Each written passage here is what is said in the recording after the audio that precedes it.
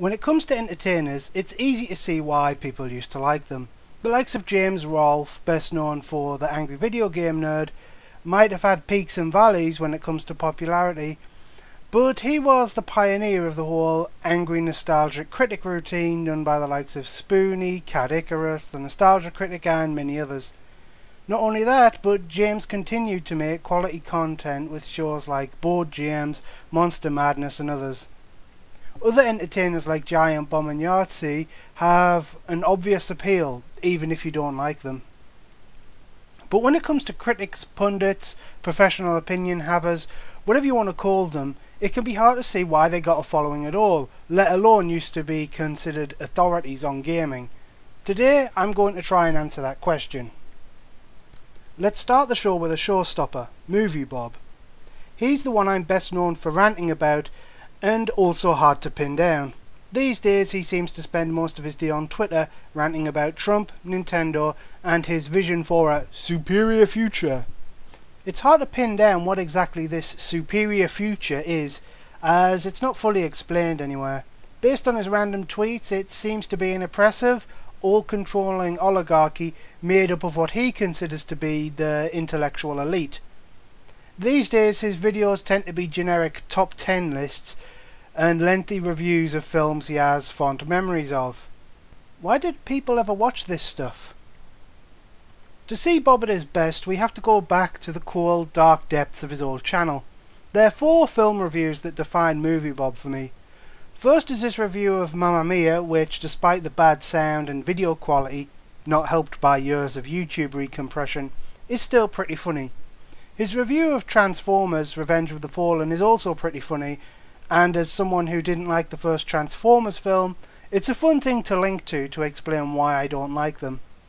He also debunks the argument that something coming from dubious or unusual source material is an excuse for bad films, which can be applied to games and other media fairly easily.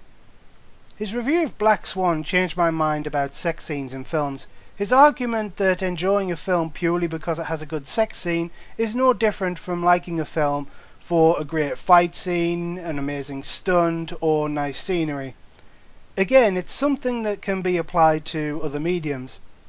Finally, there's his review of The King's Speech, which isn't really a film review, but a rant against Oscar bait type of films. As for his game stuff, that's where it becomes hard to pin down. These days it's easy to listen to the old Game Overthinker episodes and cringe. Sure, there's a few good episodes, like the pre-social justice takedown of radical feminism, and some silly ones, like where he speculates what way game characters would vote, but those good episodes are surrounded by nonsense. They do get better, with the high point starting somewhere around episode 25 and ending around episode 40. That's where his videos were well paced, entertaining, and he sometimes made decent arguments, even if I disagreed with the video overall. Bob did have other shows, mostly variations on the rant show format, but I think Bob was well into his decline at that point. The first episode of The Big Picture was about how Halo was racist because in one of the trailers a guy's eyes turned blue. Speaking of which, the exact point Bob transitioned from quality to crap is up for debate. His opinions got more angry and accusatory, with his opinion on FPS games going from not my thing to everybody who plays them is a douchebag that screams homophobic slurs on Xbox Live all day. The Game Overthinker started to feature storyline sections where Bob would run around in his pyjamas fighting himself, usually with the bad guy being a straw man of the aforementioned douchebag stereotype. For what it's worth, he did stick with it despite his fans not liking it, but I do think it might have been better as its own thing. As for why people watched his stuff, well, his film reviews were pretty good at times, and I can't think of any other regular gaming related rant shows from around that time, except for the Jimquisition, which we'll get to later. I think this might be a case of people wanting that kind of game rant show, but no one else really doing it, or at least no one with the reach, quality and consistency that Moviebob had at the time. Jim Sterling, aka Jim fucking Sterling son, is best known for his gaming rant show The Jimquisition. These days he seems to be most known for a string of internet drama, such as getting sued by an indie dev for criticising his games, dodging responsibility for holding various controversial opinions, and generally being an opinionated arsehole, which means he's consistent if nothing else. His early episodes can be kind of hard to find, given that he bounced between websites over his career. His early stuff was on Destructoid before moving to The Escapist and then YouTube. But based on the titles and some of the videos I did find, he seemed to use the same tactic then as now. Controversial opinions that get traffic, with the occasional pro-consumer or anti-corporation episode. His pro-consumer work had some appeal in a tell it how it is kind of way. Though I was never really a fan. His opinions, both then and now, seemed to lack any kind of argument to back them up, relying instead on name-calling, emotional language and excuses, but little in the way of logic, reason and principles. His opinions are ones of convenience, and his show is the definition of a rant. But Jim's downfall isn't really a downfall. As I said, I was never a fan of his work, and today he's just doing what he's always done, saying controversial things and thus getting a lot of negative attention, but occasionally posting something pro-consumer or common sense. It's just that now the internet drama that he helped create is catching up to him. Deflated and defeated. It really, and don't even give me that First Amendment nonsense. You have every right to say it, and I have every right to call you a fucking asshole and try to find your address and put it out there. But as long as he has influence and has a regular stream of anti-consumer practices to rant against, I don't see him going away anytime soon. Extra Credits and Super Bunnyhop are the last two on my list, and I'm putting them together for a reason. Firstly, I wasn't really a fan of either of them, and second, they both tackled game commentary from a deeper meaning, highbrow art critic perspective. I think Extra Credits is the worst of the two shows, though that's probably because I have more experience with them. The big thing that Extra Credits lean on is that one of them, James, claims to be a game developer. The problem is I can't find what games he's worked on. Even his fans don't seem to know, with the best they were able to find was him being in the credits for some mediocre phone games. Super Bunnyhop, on the other hand, I haven't watched much. I liked the episode where he went to Japan, so I'm going to say he's alright. Not my thing, but people seem to like it. But the appeal of both of these shows is that they talk about games and the issues surrounding games through the lens of the highbrow art critic. So they appeal to the snooty, games are art, walking simulator liking, pseudo-intellectual types.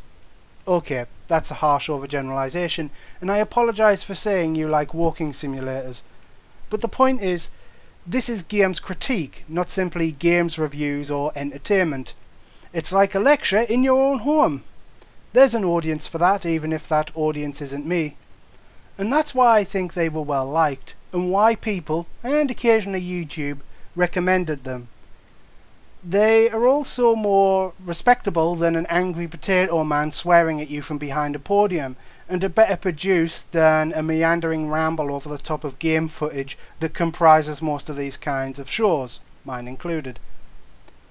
But the thing that sunk both seems to be a lack of things to talk about. Yes, it's easy to make a video declaring Gone Home to be a revolutionary masterpiece that advances LGBT acceptance 5 years, or do a 20-minute video about the message of Spec Ops The Line before taking a sip from your Frappuccino latte. But you soon run out of ideas. Suddenly you're reaching further and further for content until you find yourself saying stupid things like, "We're going to run out of internet in a few years," or "Call of Duty players are racist." Stuff like that wears down your perceived authority and knowledge on a given subject. I also think they come across as pretentious, acting as if they're intellectuals with a refined palate that is above those droll, lowbrow games, but end up looking foolish when they have to put a square peg in a round hole. For sake of argument, let's say you've condemned Call of Duty, World of Warcraft and all other games with a level up mechanic as little more than Skinner boxes, the intellectual equivalent of dangling keys in front of someone's face. What do you do when the next highbrow indie darling has a level up mechanic? One final issue common to the pundits mentioned in this video is a tendency for internet drama and social justice. Be it Jim Sterling's tranny gladiator pseudo-outrage, extra credit slap fight with Total Biscuit about Gamergate, even Super Bunnyhop, who I'm not even sure should be in this video, took a swipe at Brexit and Donald Trump in his 2016 episode. In real life, 2016 played out shocking events on a backdrop of celebrity deaths. A Turkish military coup prompted the government to purge everyone it doesn't like. South Korea was under control of cultist weirdos, Britain doesn't want free trade and free travel anymore, and the USA voted into presidency a sleazy reality TV celebrity who bragged about getting away with sexual assault and tax evasion in front of everyone on national television.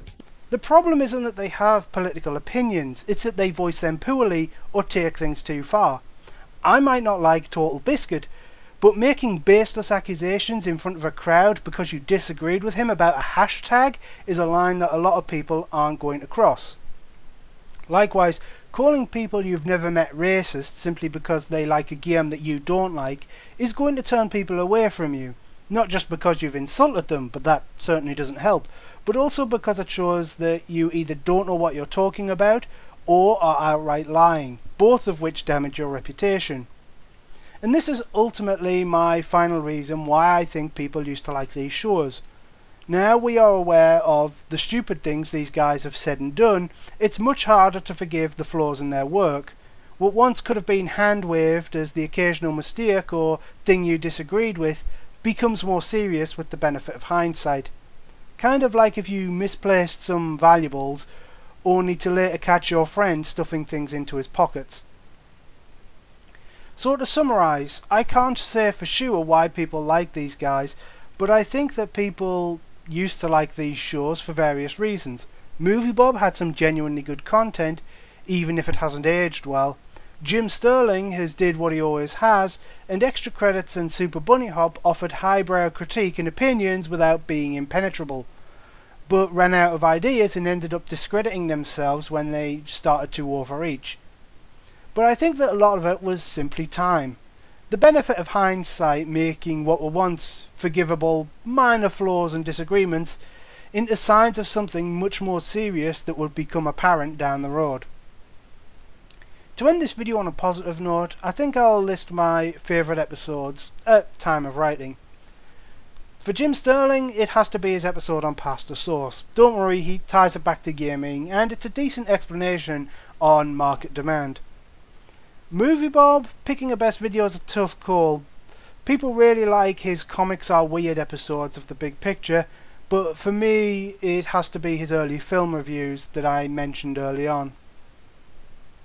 Super Bunnyhop, I haven't watched enough to really give a proper recommendation, but as said, the video where he goes to Japan was alright, so I guess I'll pick that one. As for Extra Credits, ask someone else, I can't think of a single good episode.